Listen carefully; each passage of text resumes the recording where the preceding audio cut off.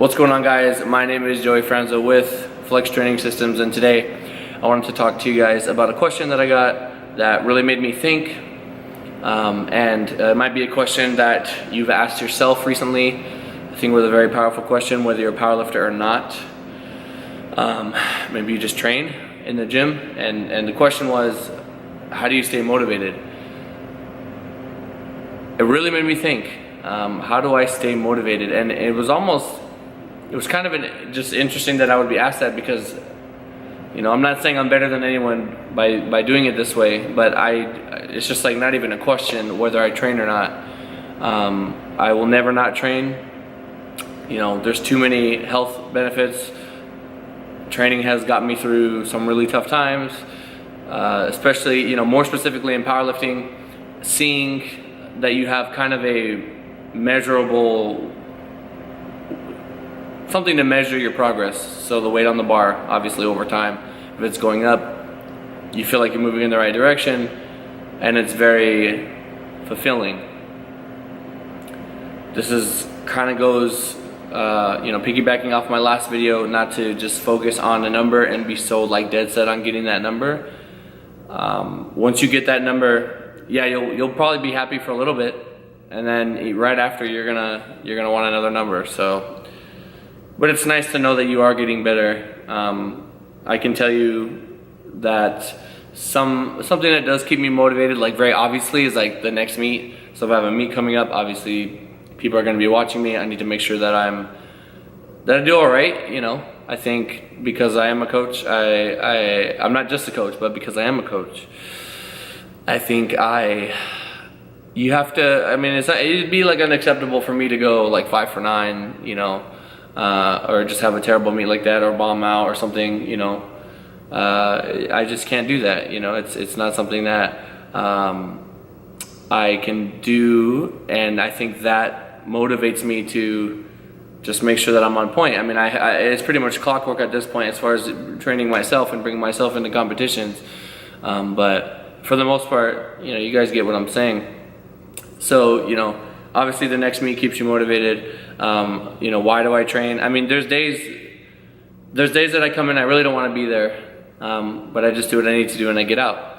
I'm thinking about other things. I got a lot of other stuff going on. Maybe I have a shit ton of work. That's something that definitely does mess with me, and this could be something that other people struggle with, is if you have a lot of stuff going on outside the gym, it can kind of interfere with what you're doing in the gym. I know that there's usually 1 or 2 weeks out of the month where I am really, really, really busy, and it's very difficult for me to focus on anything outside of what I need to get done. But I always train. I never miss a day, and if I do miss a day due to circumstances that are outside of my control, which is, I feel like most of the time when people can't train, they can. They just they're not willing to do what they need to do to go train. I mean, obviously every situation is different. If you can't train, then whatever, just it's one day, either you skip it, move it to the next day, combine and work out, do whatever you got to do. Obviously you want to be smart about it, but I think I just have an internal motivation to train that is very difficult for me to give to someone if they don't already have it. Although I have been told by people that's them seeing me be so motivated to train that it inspires them to train. I don't know if that's temporary or if that's something they can keep, but I do know that there are people in my life right now that we're not necessarily as dedicated to training, but just seeing other people train, seeing me train. A lot of people give social media a bad rap, but I think social media is literally one of the most powerful things, one of the greatest inventions, ever. People see other guys lift, and it's very motivating for them, and I think it kind of just elevates everyone. What's the saying, with the rising tide raises all ships, or something like that? You guys know what I mean. People see, Hack and Gibbs, and they might say, man, I want to try to be like that one day. But then you have to also understand that for some people, they get very discouraged when they see that, and they think, man, what's the point of me even trying when this guy's so far ahead of me?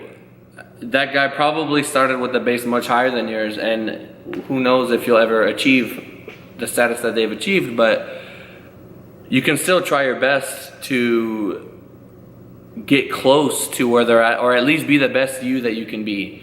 And that's something that I told myself, I think it was like 4 years ago. I was actually not too far from this very location that I'm at right now. And I told myself, I want to look back and say, like, I'm really proud of how far I've came as a lifter, and I would not, and I want to dedicate, you know, as long as it is what I want to do, as long as it is not compromising my happiness, I want to try to get as strong as I can. I think that my goals are going to shift slightly very soon, as far as rather than just lifting the most amount of weight I can, I might be, you know, working more on my wilks.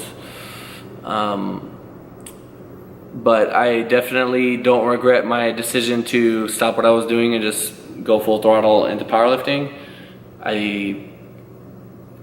The success that I've seen motivates me to continue to get better and keep pushing my guys, and it's just definitely something internal.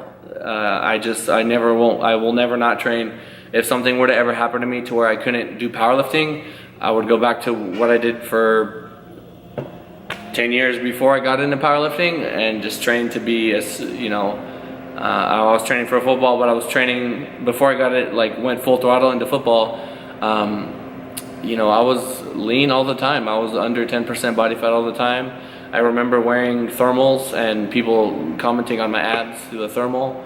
And it's a very good feeling, and those compliments are very motivating. I know that when I used to train people in this very gym in person, and maybe the goal was not to be super strong, but it was just to lose weight, that the compliments that they would get in the gym from other people would really motivate them to get better. And so going back to the original question, how do I stay motivated?